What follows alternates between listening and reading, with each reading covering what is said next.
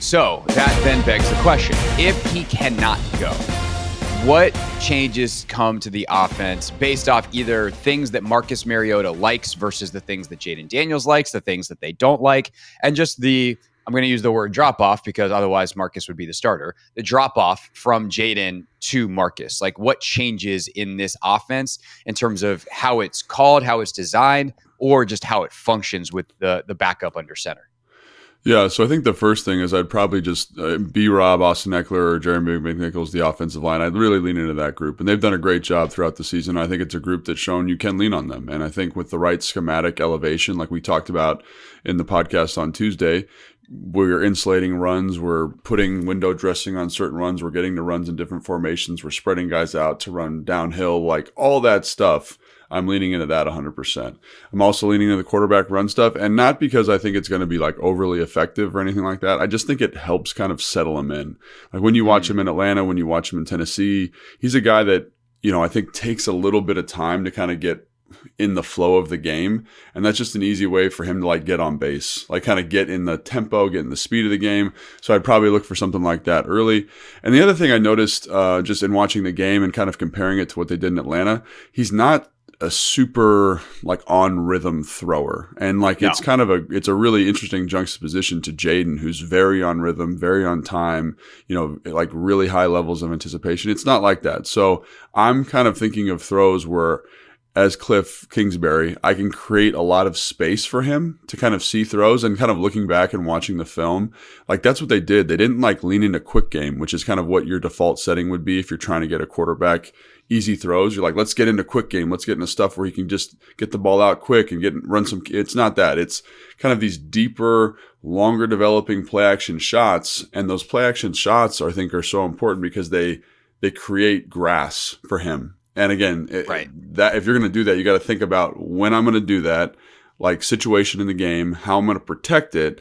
And that's something that I think Kliff's done a great job of this season. So as opposed to saying, go ahead. Yeah. I was going to say, the thing is too, on those play action shots, like the vertical route often isn't open because teams cover it. And it's like, oh God, that guy's going deep. But when you talk about the grass that it opens up, it then becomes the easy throws underneath it. And a lot of times you can get that high cross intermediate stuff where it's like really, really easy to see because all the deeper defenders have gone with some kind of vertical route, or just the easy, if you want easy checkdowns underneath. I just wanted to kind of, unlayer one more layer of the onion there for folks on how that creates the space, because like just sending everybody deep isn't the answer. It's what you do underneath it that then creates the easy throws for a guy like Mariota to really be able to see it. And those tend to be wide open. And although not maybe 50-yard touchdowns, you can get 10, 15 yards pretty easily on some of those plays if the blocking holds up. Yeah, and I think that's a really nice way to articulate it. You're not trying to hit a post. You're trying to hit the crosser, basically, or the big out, or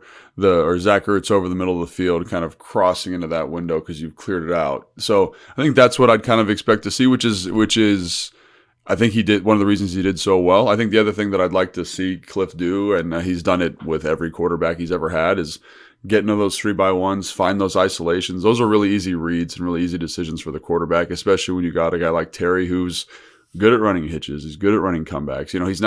Terry doesn't have the most diverse route tree of all time, but he's really good at those. So I'm going to lean into those and just make sure he's feeling comfortable and gets on base. But I think because he's a little bit of out of rhythm thrower, or that's what he showed last game. I mean, that's what he showed when he was in Atlanta too. What is my protection plan? I think is going to be the big thing for him, especially with the Bears. And it's good this week because the Bears aren't, we'll talk about them more in a second, more specifically, but they don't bring a ton of pressure. They're kind of like, in some ways, they're kind of a vanilla defense. They're like, we're going to win with 4. Sometimes we'll bring 5 if the situation dictates, but it's not like when you watch Minnesota where you're like, what are they doing? There's so many rushers. This is simulated pressures. Like there's just so much going on. They're not like that. So in terms of protection plan, I think Kliff will be able to come up with a good one. And I think, again, you don't want to leverage these kind of down the field throws too much. And so that's where I think the running game is going to be really nice to insulate him. But again, like, to Mariota's credit, this is a style very similar to the offense that he ran when he was at Oregon. He does seem very comfortable with it. He's very comfortable with kind of the number counts, the quarterback run stuff. So I think there will be a drop off, but I think Kliff, if he calls a good game, which he's done throughout the year, can really insulate him. So For sure. Just to wrap up on Marcus, and then I do want to talk a little bit more, obviously, about the Chicago defense specifically, but also why they've given up a ton of big runs this year, because that could be huge in this game. The thing that concerns me with the drop off is I've now had to answer this question multiple times on a couple of different things, and I've been borrowing a word from you, Logan. Jayden is so fastidious with the football. Fastidious. He has protected the football so well this year. And Marcus has had some spurts in his career where that has not been the case. And the Bears are a very, very good team at forcing turnovers. They have a ton of interceptions this year. They've got some fumbles. Like they might be vanilla, but they will get after you. Yeah. And the Commanders probably are not going to win this game if they lose the turnover battle. And so can Marcus protect the football in the way that Jayden has protected the football, even if that means Tressway has his busiest day of the year so far, as he's had a famously low number of punts this season. That's fine, but it's kind of one of those games where every series needs to end with a kick. And if you can do that and then steal one or two off of Caleb the other way, then you're in business in this game, even if you don't have the big explosive stuff that you might get from Jayden. But I do think that the running game can have some big explosive plays. I was watching all the, one of the things I do when I watch tape on an opponent, which again is getting harder and harder by the week. There's apparently they keep playing games around the rest of the league too, Logan. It's like, man, there's a lot of film here. This was easy in week 2. But you're watching, I watch all the times that teams have scored on a team. Like, where are the touchdowns coming from? And for some teams, it's like, run from the 2, run from the 2, run from the 1, run from the 4. And it's like, okay, you kind of have to drive it on this team. The Bears have given up 3 or 4, at least, big, like 38, 32, 31-yard touchdown runs this year. How are teams able to get them in the run game with the big explosives? And if you're Kliff Kingsbury, how excited are you by the fact that other teams have already done the thing that you strive to do week in and week out? Yeah, and so when you watch the Bears, like I do it a little bit differently. I watch all the first downs, then I watch usually first and second down, then I watch all the third downs and kind of go through it like that, just to kind of get a feel for tendency, right? Like what they want to be doing on first down. That's where I start too, but eventually I'm like, let's get to the fun stuff. You know? It is more fun to watch touchdowns for sure. And I think the thing I left with is they want to play cover 3 a lot, or single high safety, whether, whatever it is, whether it's man, cover 3, whether it's like man lurk, man plug, whatever it is, they're in some type of single high structure. And there's 8 guys in the box. Like Jaquan Brisker for them is very, very good. He's very physical. He's downhill. He plays with good energy. He's a lot of fun to watch. And so when you're playing 8-man box, like, it should be really hard to run the football. Like, think old Seattle cover 3. Like, that's why they ran that structure, is to basically, like, you're not going to run the football anymore. And so I was surprised that there's all these kind of explosive runs against them. And when you watch the explosive runs, I think the thing that jumps out to me is, while they're in an 8-man box, they are a very fast and aggressive defense, and they do get a little bit undisciplined is probably the wrong word, but they do get out of gaps. So, for example, there was a run that the Panthers ran where it was like, I think it was an explosive touchdown run. I don't know if it was a touchdown, but maybe they were down at like the 2-yard line. It was a 50-yard run. And there's like a little jet sweep action. The quarterback boots out. The 3 technique gap releases. Jaquan Brisker is supposed to fit off of that, but he plays the jet sweep. And there's a lane that's absolutely gigantic. So I think they just don't have great eye discipline all the time. And it shows up in these explosive runs because you're in that structure to stop the run. And so when they don't do it, you're like, oh, they're just not doing what they're supposed to do. And you see why. And again, their kind of best asset is that they're fast to the football. But it's also something you can use against them. And teams have exploited that. Like the Panthers absolutely got after them in the run game. And again, they have a really good interior. They're very physical up front, like we talked about when we were previewing Carolina. But I was surprised how efficient their run game was. And again, they lose that game for exactly the point you're talking about. Andy Dalton throws 2 picks, and I think they lost 2 fumbles in that game to Chicago. So the ball is life for Chicago big time. But in terms of running the football, I think it fits really, really well, at least in that game and against Jacksonville. Jacksonville's a little bit different. Their explosive runs come predominantly off of like quarterback reads, scrambles. There's a couple that Swift has that are explosive runs. I'm talking about Chicago's offense now, but for Jacksonville, obviously same type of thing. Just a little bit of window dressing, a little bit of number count, you'll be okay. But I do think that it fits with what Kliff and what this offense has done throughout the year, where it's like, hey, a little bit of window dressing, number counts, let's take advantage of it. So I do think that's going to be a huge feature in this game, no doubt. Yeah. So looking at some of the statistical side of this. Also, by the way, just real quick before I forget, the 38-yard Chuba Hubbard run that for the touchdown on Chicago or against Chicago by Carolina. Did you see Robert Hunt on that play? Their No, guard. what happened? It was like a GT pull, and Hunt goes, pulls, hits his block, and then he starts like shoulder shimmy dancing as Hubbard gets to like the 20-yard line because he's like, "Oh, it got out, it worked, yeah!" I just have never seen an offensive lineman start dancing that early, so that was fun. If you want some really fun one, go watch the long Chuba Hubbard touchdown run on the all-22 end zone angle. Anyway, look at some of the stats on Chicago's run defense. They are actually right next to Washington in a lot of statistical categories. They are now the 12th best in the league EPA per rush.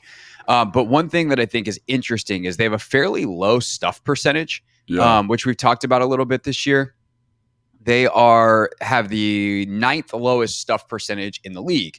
And the reason I think that's important is like you're not necessarily at huge risk of getting in 2nd and 12. Right. If you run the football, can you at least get 2-3 yards out of it and stay on good down and distance, which I think is going to be really important with Mariota, because the idea of him having to drop back and just play, super high leveraged quarterback is not where he's going to shine. So I think that is something that is encouraging against the Bears defense. That is one of the best in the league. They are also, I'd imagine, I haven't looked at the red zone numbers. They've got to be outstanding in the red zone because they are giving up like 16 points per game. They're one of the best in the league in terms of scoring, which ultimately is the whole point of defense. And they also have not given up over 21 points in 12 straight games. So you might be able to get some explosive runs. You might be able to get this, get that. But the reason that they are tremendous in terms of scoring is they are one of the top like 3-4 in almost every statistical category against the pass. Yeah. They are really hard to pass against. And I'm guessing that has to do with the talent in their secondary, as well as a couple of good pass rushers and actually a pretty solid second level as well. Yeah, and this is one of those things too where I think they've got the benefit of scheduling a little bit, and you got to play and take the test that's given to you. But they got the Tennessee Titans week 1.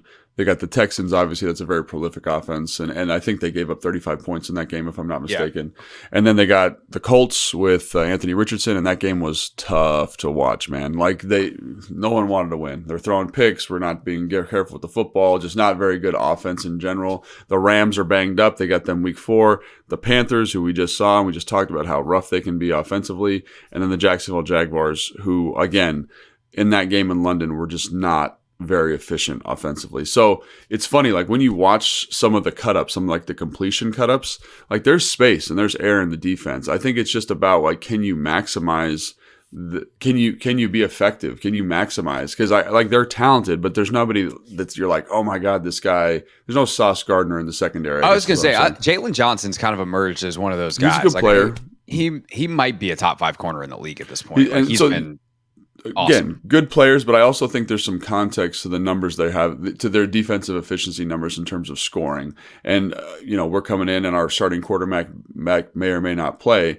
But if you can kind of protect the football, run the ball, hit some explosive plays, I know that's kind of day one offensive stuff. They're not, there's sometimes when you watch a defense and you're like, I don't know how we're going to put up points.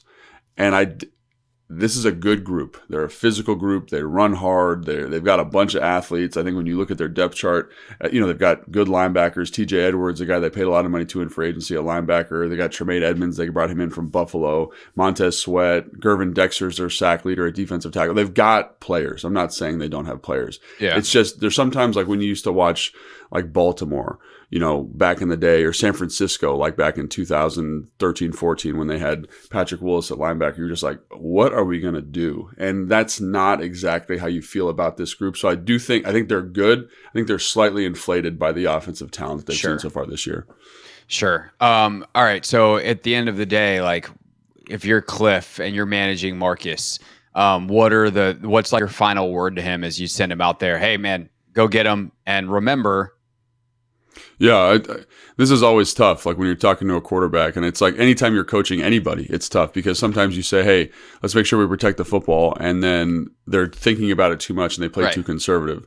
So, hey, man, go let it rip. Yeah. So I'd probably say something like that. I was like, hey, man, we trust you. Make a decision. Let's get after it. And then it's my job as a quarterback coach or as the offensive coordinator, to make sure that I don't put him in bad spots, right? Like we just talked about, what is my protection plan? And the other thing is, like, if we're efficient on first and second down, he's not going to be in these crazy high leverage third downs. Like sometimes like when you're watching another team's offense, like Carolina is a really good example of this. When they're not efficient on first and second down, they're in 3rd and 10, and everyone's like, oh, Andy Dalton, he's struggling, whatever. But that 3rd and 10 is like the most high leverage passing situation. You're going to get a great rush. You're going to get great pressure. They're going to be awesome in coverage in the back end, and you're going to have to deal. So what is my plan on first and second down to limit the exposure to that in those tough passing downs? And one of the things about this offense so far this year is it's been excellent. It's really been excellent about staying out of those situations. And a lot of that, I give credit to Jayden Daniels because he just makes excellent decisions. But as Kliff, can I help facilitate that a little bit to his skill set like we talked about? More quarterback runs, potentially, more kind of screens, quick game. Kliff loves that stuff. They've been excellent at executing that all year. And then when we've got to have those big chunk plays, can we do it from a 3rd and 4 as opposed to a 3rd and 10 or 3rd and 8, where it's a little bit more obvious passing down? One thing that I will say for both coordinators, and we'll talk about this a little bit more when we flip sides of the ball here, is when they have gone against coordinators that are kind of predictable, they can really get on one. They can get on heaters as play callers. Joe has done that sometimes this year when he figures out an offense's rhythm, like he's on it. And Kliff, I think the same. And so the fact that this defense is vanilla could be something where Kliff sets up, Marcus really nicely for success, but also Chicago is vanilla because they're good enough to get away with being vanilla in a lot of ways. So you still got to go out and execute. Other last thing real quick is they've got some nice speed on the edge in terms like Montez specifically. I think folks are fairly familiar with his stylings. So I do wonder in the quarterback run game what kind of wrinkles they have to not let him play both on the basic zone read stuff because he's one of the few defensive ends in the league that can get away with playing both. And so how do they do that to try to keep that a part of the plan? Because obviously running Marcus, if you're not running him, like you're not maximizing him, you're not even close. So that's another like specific wrinkle that I'm kind of thinking about going into this one. And I think Marcus is excellent at it.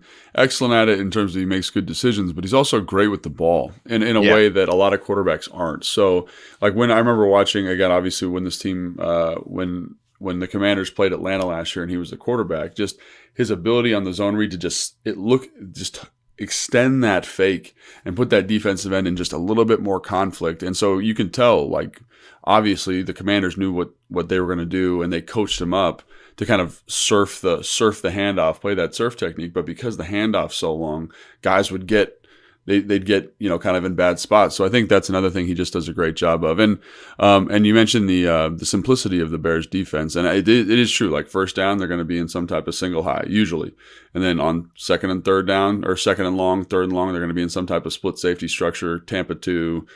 Some type of cover 2, maybe quarters. And you can as an offensive coordinator, that's great.